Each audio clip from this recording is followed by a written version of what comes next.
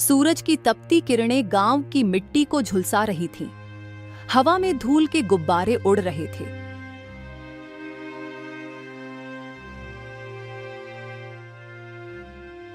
गांव के कुत्ते, जिनके पेट भूख से चिपक गए थे, वे छोटे छोटे टुकड़ों के लिए तरस रहे थे।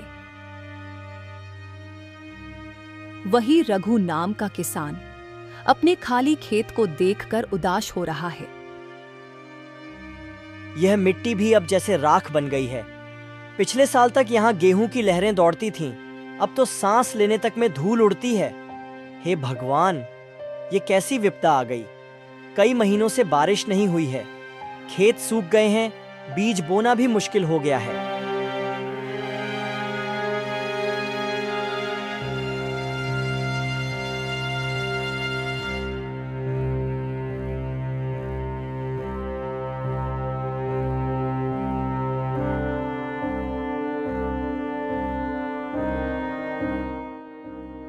रघु की झोपड़ी के बाहर उसकी मां शांति खड़ी हुई थी।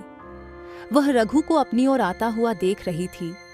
उसके हाथों में कुछ सूखे नीम के पत्ते थे और चेहरे पर थकान की गहरी लकीरें उभर आई थीं।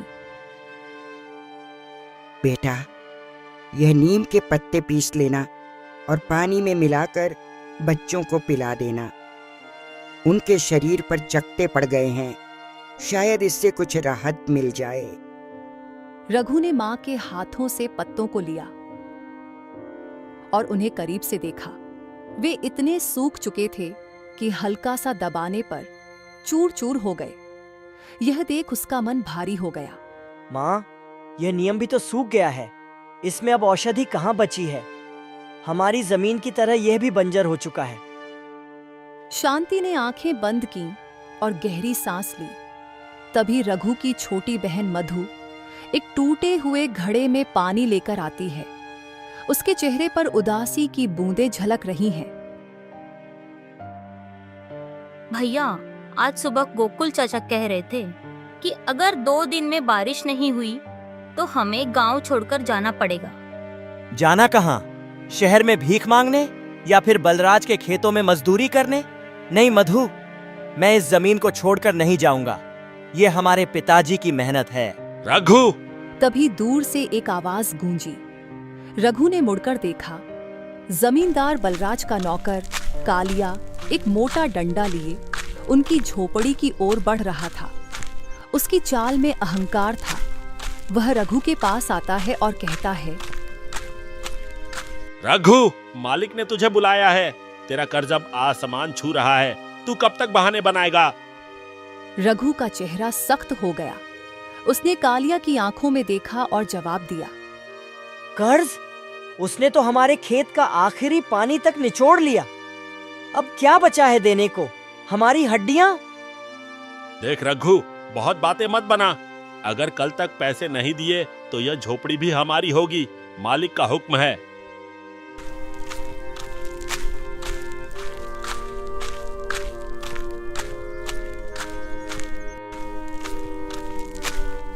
रघु की छोटी बहन मधु पास में ही खड़ी थी। उसकी बड़ी बड़ी आंखों में डर साफ झलक रहा था।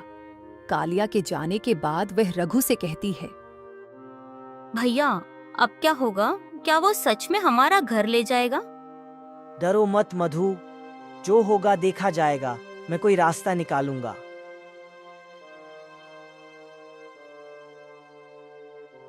शाम ढलते ही गांव की चौपाल में कुछ लोग इकट्ठे हो गए।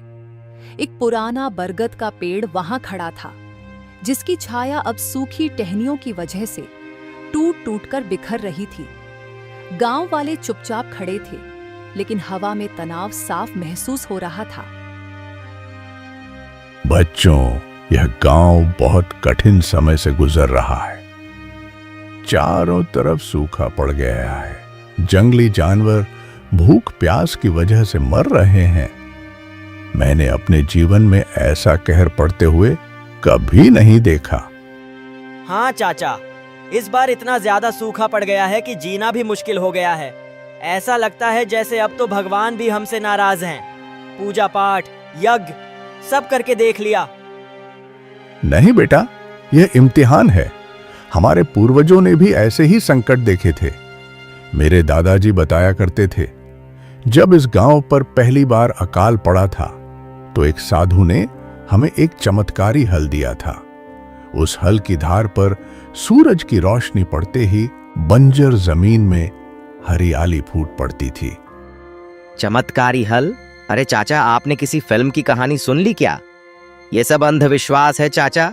आज के जमाने में जादू टोना नहीं चलता। जवानी में अक्ल कम होती है सोहन। वो हल कोई जादू नहीं था, श्रद्धा का प्रतीक था।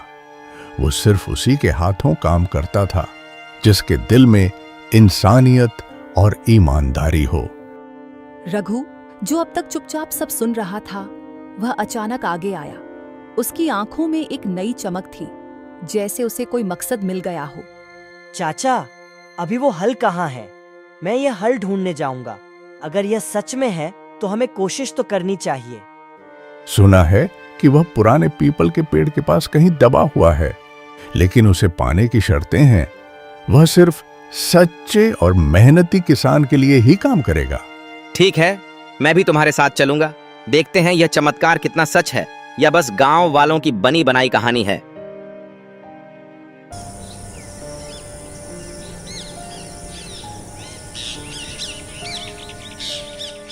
अगले दिन रघु, सोहन और गांव का एक होशियार लड़का माधव तीनों मिलकर पीपल के पेड़ की तरफ चल पड़ते हैं।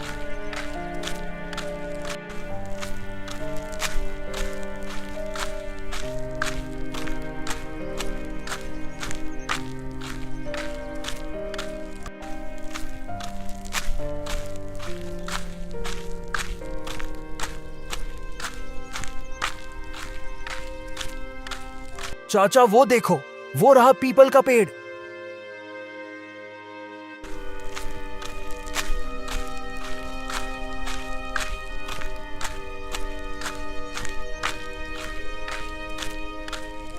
वह तीनों आगे बढ़ते ही हैं कि थोड़ी दूर चलने पर बलराज का आदमी कालिया उनके सामने आ खड़ा होता है। उसके हाथ में एक मोटा डंडा होता है जिसे वो बार बार जमीन पर पटक रहा होता है। अरे रुको रुको भाई, इधर कहाँ घुसे जा रहे हो? पता नहीं क्या ये बलराज सिंह की जमीन है और तुम्हारा इधर आना सख्त मना है। हाँ, हमें अच्छे से पता है कि यह जमीन सेठ बलराज सिंह की है। दरअसल हमारी कुछ बकरियां इस तरफ आ गई थीं। हम उन्हें ही ढूंढने जा रहे हैं। तुम्हारी बकरियां गुम गईं तो इसका मतलब ये थोड़ी है कि किसी के भी खेत में घुस जाओगे। अरे भाई कालिया, हमारी बात को समझो।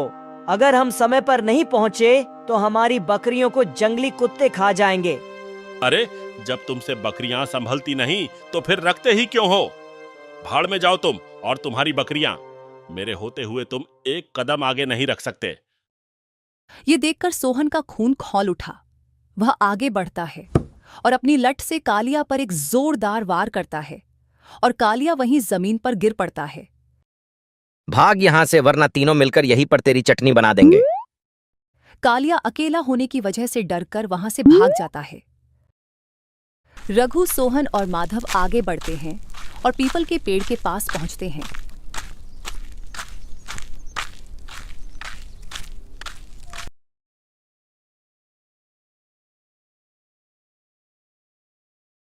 पीपल का पुराना पेड़ काफी विशाल और रहस्यमयी था।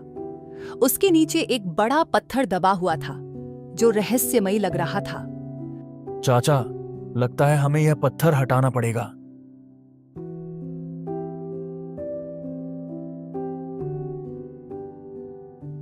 रघु और सोहन ने पूरी ताकत लगाकर पत्थर को हटाना शुरू किया।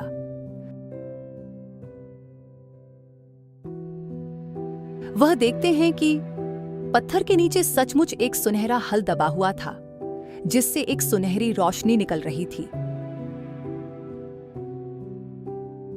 यह जादुई हल की कहानी तो बिल्कुल सच निकली। गोकुल चाचा बिल्कुल सही कह रहे थे। अब हमारा गांव भी एक बार फिर से हरा भरा हो जाएगा। तभी अचानक एक गाड़ी की आवाज आई और बलराज वहां पहुंच गया।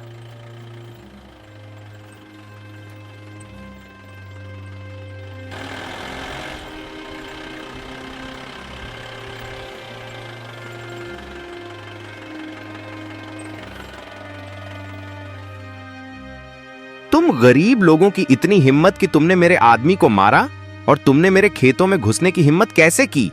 मैं भी तो देखूं, तुम यहाँ गड्ढा खोदकर क्या कर रहे हो?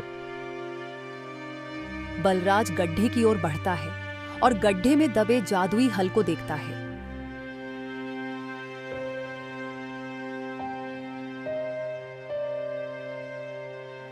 जादुई हल? ये तो सिर्फ कहानियों में था। इतने सालों से ये मेरी ही जमीन में दबा हुआ था और मुझे पता तक नहीं था। पर कोई बात नहीं, आखिर तुम लोगों ने इसे मेरे लिए ढूंढ ही लिया। अब यह मेरा है। ये देखकर सोहन गुस्से से भर जाता है और वह बलराज को रोकने के लिए आगे बढ़ता है।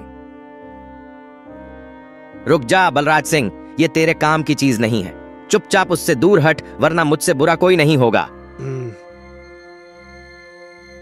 तभी बलराज सोहन की तरफ बंदूक तान देता है।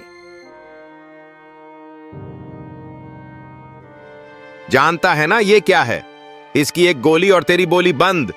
चल पीछे हट जा और तीनों चुपचाप खड़े रहो।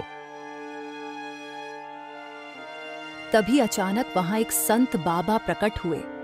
उनकी दाढ़ी सफेद थी और आंखों में गहरी शांति। दुष्ट आदमी, यह हल तेरे लिए नहीं है। यह हल उन्हीं के लिए है जिनके हाथ मिट्टी की खुशबू से महकते हैं, खून से नहीं। तूने बहुत बड़ी भूल की है। तेरा लालच तुझे नर्क ले जाएगा। अरे ओ बाबा, तू पता नहीं अचानक कहां से टपक गया। तू क्या मुझे नरक भेजेगा? लेकिन तुम्हें तुम्हारी सही जगह भेजना मुझे आता है। बलराज बाबा पर बंदूक की गोली चलाता है, लेकिन गोली बाबा को छूकर निकल जाती है। यह देखकर बलराज और उसके आदमी डरकर वहां से भाग जाते हैं। रघु हल के सामने हाथ जोड़ता है और हल को बाहर निकालकर अपने हाथों में उठाता है।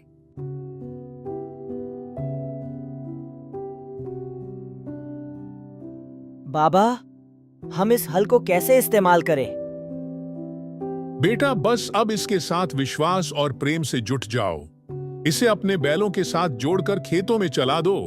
यही हल तुम्हारे गांव में फिर से हरियाली लाएगा। याद रखना, इसका असर तभी होगा जब मन में कोई स्वार्थ न हो, बस सेवा का भाव हो। बाबा, हम वादा करते हैं, इसे पूरे गांव की भलाई के लिए ही इस्तेमाल करेंगे। यह कहकर बाबा फिर से गायब हो जाते हैं। रघु और उसके साथी हल को लेकर वापस गांव आते हैं। रघु हल को बैलों से जोड़ता है और खेत में हल चलाता है।